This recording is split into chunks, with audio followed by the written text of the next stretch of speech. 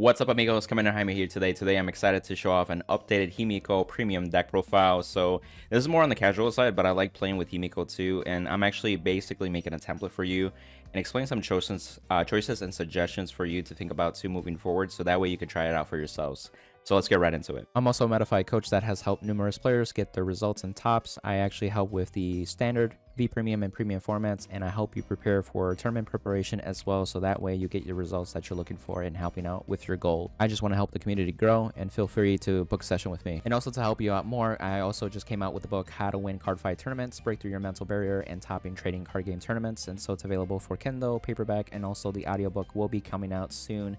And it's the #1 new release as well. So I'm excited for you guys to see the content and value from it too and your results. So right off the back, what does Himiko actually do? And so Himiko is Soul Blast 5, and then you can put a crit or a draw trigger from the soul to the bottom of the deck, and you can apply that trigger as many times as equal to your opponent's grade for the Vanguard. So for example, if your opponent's still a grade 2, you activate it twice. If they're at 3, you do 3 times. For whatever reason they're at grade 4 or grade 10, then you literally apply it that many times. So take advantage of that too when it comes to those moments. But at that point, really what it does is that it applies a lot of crit pressure and a lot of power gain to potentially to either spread out through multiple units, or you can do it in one single unit, especially since we do play the Idris over here, where it can actually do a restanding rearguard column with Norm. And so that's always actually really nice. And so that's the typical play. What I like about Himiko is that it can be very scary if you're going first. And so by the time you ride to grade 3 or grade 2, so you apply 2 critical triggers on the Idriso column, and that'll be 43 with crit 4 if you put the Force 2 marker also on top of that column as well. So you can really one-shot people with a restanding column that has like 4 crit pressure while they're at grade 2 still. If they're at grade 3, it's still threatening because it's just another 10k and crit stronger. So it'll be like 53 with crit 5. Again, if it has the Force 2 marker in that column, so it can be, you can leave your opponent at 1 to 2 damage and really one-shot them too, which is really cool. And so the other synergetic card that has always worked with Himiko is Marduk. So Marduk, literally during the battle phase, when your Vanguard attacks, Counterblast, Soul Blast 1, Superior Stride into this. But it also gains the effects from triggers. So if you did like crits, you'll get the crits that was gained, and also any of the power-ups that you got from the 10k power-ups usually. And if you played like some of the old triggers, 5k at that point too. But so if you put triggers onto Himiko, let's say you didn't have the Idriso, you put everything on the Vanguard, so your Vanguard with a Force 2 marker can also be crit 4 plus the trigger power up, and then the Superior Stride will also gain the crits and the power, so it won't be just 28 with triple drive, it'll be plus 20, which is 48, and then crit 4 potentially as well, which is a Vanguard shot. So if your opponent doesn't have a PG or maybe a grade 3 heal to like really stop that, they could die in one shot.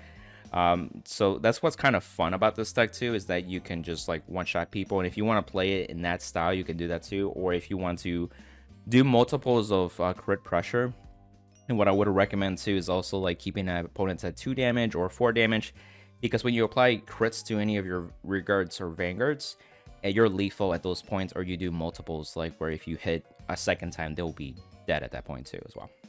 So with the grade 3s, we are playing 3 Himiko. So the reason with 3 Himiko is because you do play a good amount of grade 3s, which I'll show off. But also, I feel like once you ride the 1 Himiko first, you don't have to necessarily rewrite, and you don't necessarily need the extra Force marker too to start stacking them, because like you already are applying the effects of Himiko. You have strides like Amaruta that also give crit. And if you decide to go into stride immediately, you could also apply the Force 2 marker on the Vanguard and do a Minerva turn as well with Norm restanding the Vanguard too. So it has flexibility in that sense too. So that's why I feel like maybe just playing the 3 is sufficient. And at the same time, like it doesn't matter if you have an extra copy in hand or anything like that too with this deck. You rather have a card like Idriso, or this card actually that I want to do show off is Kroot. And so Kroot, when this is placed onto Vanguard or Rearguard Circle, you can soul charge for each of your units on your board. So if, for example, if you have the Vanguard and you have 5 Rearguards, when this guy is placed in that moment, you will soul charge 6 cards. So that's a lot of cards that you can soul charge just by 1 skill. And that's why I appreciate Kroot, because you got to realize that Himiko really needs 6 in the soul, one of them being the crit, right? And then you also have Marduk, that's also Soul Blast 6. So really you need 12 cards to work with. I do play cards like in the grade 1 that reduce the soul, but Kroot is also there to help not only soul charge a massive amount of cards, but it also can help dig deeper for a critical trigger actually being soul charge. One of the weaknesses for this deck is that if you don't have a critical trigger, usually 9 times out of 10 it's a dead turn. So it forces you, like if you're in the stride turns, then you're kind of safe with the strides, but if you go first and you're grade 3 and you don't have a crit, like you don't do anything. That's what's really rough. So that's why I feel like Kroot is still valuable in this build, and I recommend trying it out. There have been times where I wanted to reduce this to maybe 2 because there's a sheer amount of grade 3s, and I would not like to have too many grade 3s, but it is what it is. So maybe you guys can find out a better suggestion at that point to help with those numbers. And obviously 4 cards is Idrissa over here. 4 of these copies, you want to see this as a rear guard. Worst case scenario, you do write this as a vanguard, and you can have a restanding Marduk turn if you do go first. And you have the Regalia name, so you could also go into your generic strides and be able to restand with the vanguard that way. So it's super helpful in that regard too. And we also are playing the grade 3 heals. Again, you want to survive, you want to use this for pitch fodder, etc. I mean, these are pretty much mandatory at this point for for any deck. But yeah, onto the grade 2s, we are playing 4 copies of Norn. Again, you want to maximize on this because you do use the Regalia engine, and you really depend on this with Himiko's effect too. So that way you have a restanding column that you can stack triggers, especially crits, and really go from there. And then also we are playing for Ulysses. Ulysses, I mentioned this in my Fenrir Premium deck profile recently. It's just one of those cards that you can call to rearguard circle, apply some attacks. You want your opponent to be in multiples of 2 or 3 damage by the time you write to grade 3 at that point. So you're pretty lethal at that point, because if they're at 0 damage still, they're going to take one of the hits, and then they're going to get maybe triggers or maybe the OT. So it makes that turn not as, scary for them. So that's why you just having something on grade 2 turn. You could also grade 2 game a little bit too with this deck too, just having poke poke poke. But what's also really cool is that it goes into soul, and then you draw a card and soul charge as well. So that helps build up the soul for Himiko, and it also randomly soul charges, so you have a chance of randomly soul charging a critical trigger. So that's super helpful, and it's free. You don't have to worry about counter blast, because really your counter blasts are going to be used for Idrissa and Marduk as well. So you want to make sure that you also stay at low damage, so you're not dying at that point. But if you, for whatever reason, get to higher damage too, you could also like deny them of heals from their damage checks too, potentially. Another grade 2 that I've been messing with lately with a lot of Genesis stack is this Do Your Ruin, if that's how you pronounce it, the Knight of Excision. How about that? And so what this card is, a Catasexuary card from overdress. You can place it, Soul Blast 1, discard a card, and then choose any clan card from your drop zone and add it to your hand. So in this case, it would be Genesis cards, which pretty much your entire deck, except for maybe a few cards, are actually Genesis clan cards. So you can get your grade 3 heals, you can get your Idrissos to reuse them, you can get your Norns if you need more Norns to recycle. You could get a copy of the Vanguard if you want to pitch stride or whatever. And if you do play the Ultima, that's another way to make, Ultimate Stride a little more consistent. So this card, just see it as a way to be like another copy of each card that you have. So you can even soul charge key cards like Kroot, for example, or your Idrisso.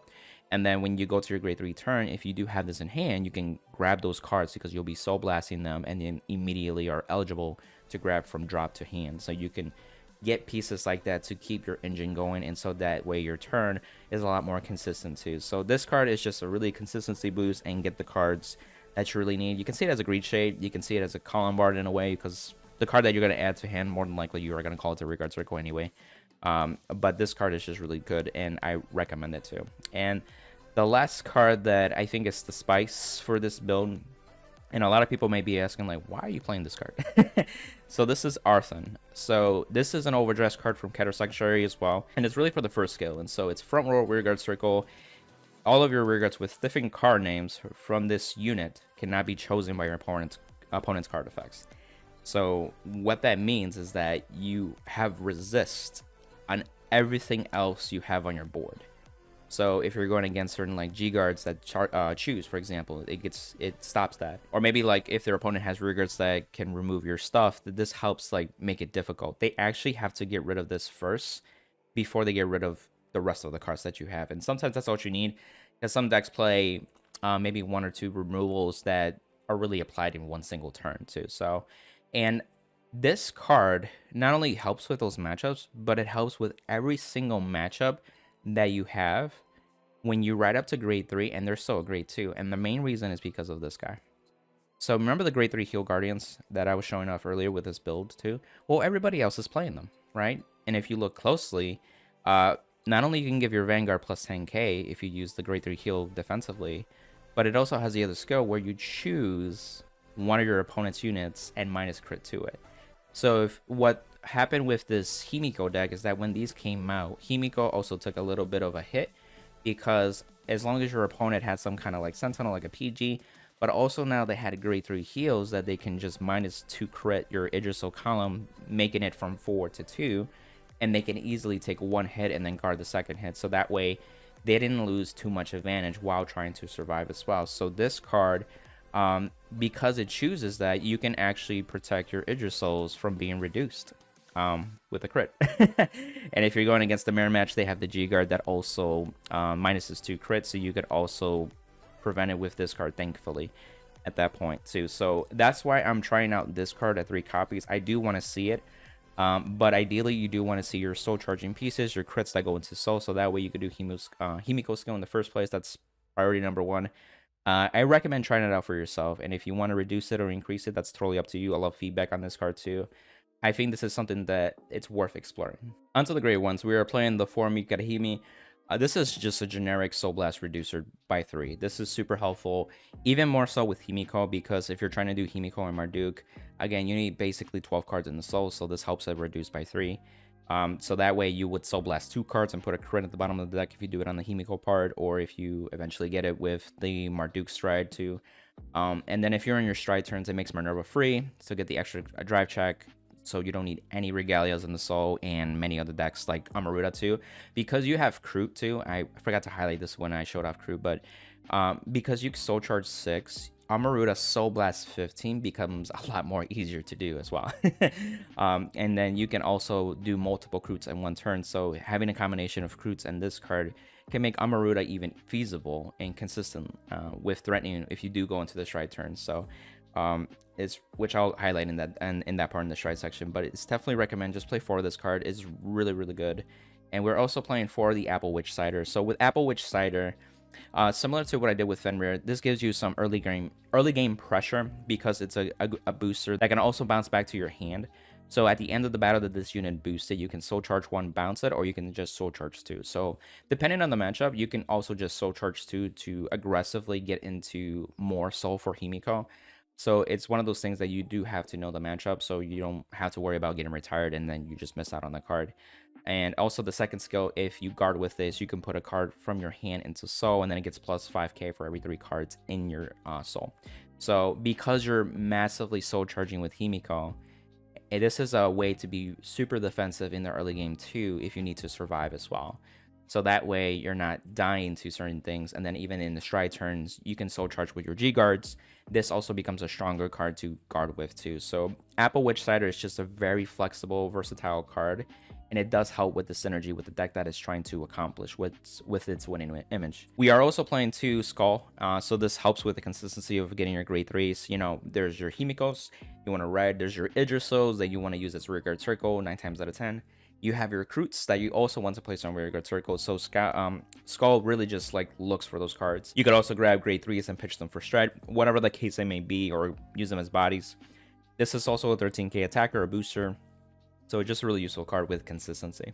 Onto the grade 0s, the remaining. So we have the starter. Again, you want to dig deeper into your deck, your ticket shield, etc. Not much to say. And then with the triggers, we have the Catter Sanctuary critical trigger, and this is actually pretty important. So at the end of the battle that this unit boosted, this can go into your Soul and give something plus 2k. What you really care about is that it goes into Soul. Because you can call this by your grade 2 turn, boost something, just to get it in Soul, and guess what? You have a guaranteed critical trigger in your Soul by the time you ride into Himiko. Keep in mind, Himiko is an axe skill, so you do have to basically do the skill on your grade 2 turn, because it's during the battle phase that it can do this. So just keep mindful of the time with that too. So playing 4 copies of this can be very, very helpful in making sure you guarantee you have a critical trigger and not hope to God that you soul charge a critical trigger, essentially too. So definitely recommend playing 4 copies. And then with more crit pressure, we are playing 3 of the Stride Fighter crit. Again, you're calling all your grade 3s or you're riding with them, so you need cards to stride. And for the 8th critical trigger, I am playing the Crit Sentinel. I'm trying to make room with certain triggers, which I'll actually discuss more on what you can change a little bit too. So I'm playing a crit for this build. I ideally would like to play more crit, but there's a lot of consistency things that this deck kind of struggles with. And so that's why we made room for 3 PG draws. So you need some draw power with this deck. You're calling cards to soul charge and get your pieces, so you really don't have a strong hand. And at the same time, if you damage check these, you can more than likely draw into your pieces by the time you need them to. So that's why I recommend playing draw PGs. And then also lastly is the OT, because it's just OT. So a couple things that I do want to suggest at this point of the video with the triggers. You can also make room for Dreaming Dragon. So you will be soul charging very aggressively with this build, and there is a chance that if you do go into the long game, you will deck out. So if you want to play cards like Dreaming Dragon, I think that's a good idea, because you're also playing the new grade 2 that you can fetch it if it ends up in the drop zone or soul charge, so you can actually just be able to use it. Then at that point you can remove certain triggers, and if you do remove the OT, you can play Ultima as well as an option too. So I just want to make sure you guys can get an idea with that too as well. Onto the strides, we're playing 2 Marduk. Marduk is really useful. Again, it gets the benefits of all the triggers that Himiko I use, especially if you put them on the Vanguard. I play 2 just in case you need to do Himiko a second time, or maybe you just couldn't stride. So it's super helpful, and you know that you may have an argument to play a 3rd Marduk too. So that's something that I also consider, but I think at least 2 for sure, no less than that. And then you got 4 copies of Minerva.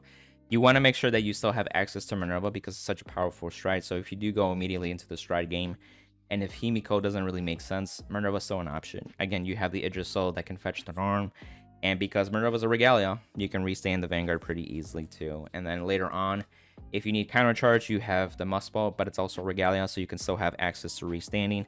Then lastly, couple cards, we have 2 Amaruta. This deck, the way that it plays with the rear guards, you can actually just get the benefit of like getting multiple crit in that one single column with Idrisil too, so it's super helpful. Again, you can call the grade 2 Arfin, so that way your column is protected by effects too. That's what's also nice about it, that it also works during your stride turns with cards like Amaruta. And again, if you use cards like the Soul Blast Reducer, Crew, the Soul Blast 15 becomes very easy to do, and at the end of the battle that this unit attack, you can Soul Blast 15 and actually stay in one of your rear guards, and then for the rest of the turn, your opponent cannot call Sentinels from hand.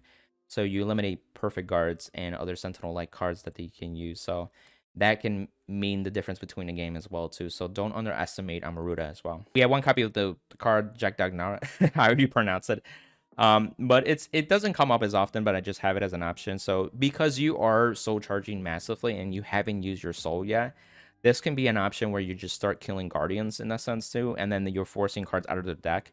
Some decks do aggressively go through their deck as well, so this can potentially deck out the opponent too. So if this is an option that you want to use, you can feel free to go into it. Onto the G guards, and very similar to my Fenrir build, it's going to be 1 Dismal. Again, you want to protect your Idrisils. You can also be cheeky and protect your Arfins if you do, but it's ideally for the Idrisils anyway.